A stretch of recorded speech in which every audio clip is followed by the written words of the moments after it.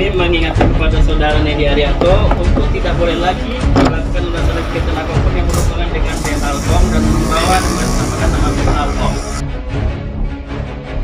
Pasca dilayangkannya somasi oleh kubu BMA Badruz Zaman melalui kuasa hukumnya Zetrian Syah SH terhadap Nedi Arianto terkait putusan petun beberapa waktu yang lalu. Akhirnya, Selasa 4 Oktober 2023 bertempat di kantor BMA Gedung Juang melalui kuasa hukumnya Agung Dwi Purwibowo SH menggelar konferensi pers perihal pembacaan jawaban somasi Nedi Arianto. Secara singkat disampaikan oleh Agung terkait poin 1 somasi tertanggal 29 September yang lalu oleh kubu Badruz Zaman dinilai tendensius dan prematur.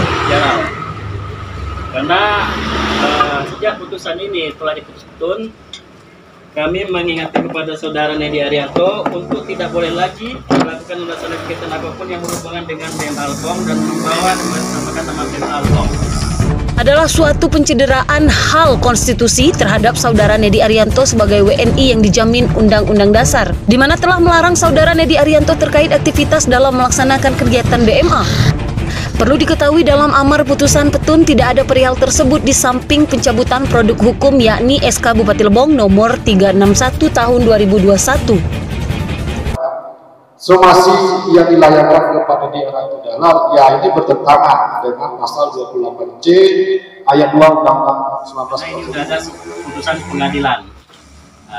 Dan juga SK dari Pak Nedi Arianto sudah dibatalkan melalui PT UN. Bahwa BMA tidak lahir dari sebuah SK, namun lahir berdasarkan musyawarah, akte notaris, dan SK Kemenkumham yang telah mereka miliki. Singkatnya, putusan petun tidak mematikan akte notaris, SK Kemenkumham, dan bahkan ADART organisasi yang mereka urus.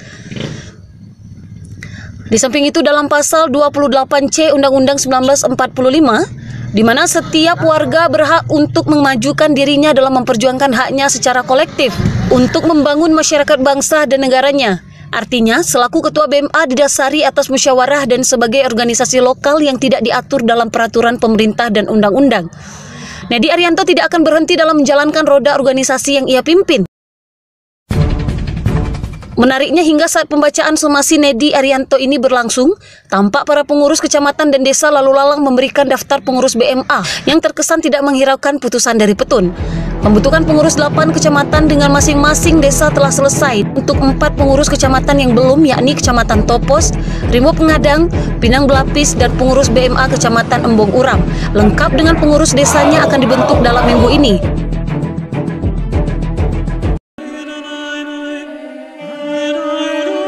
Rego Saputra, Lebong TV melaporkan.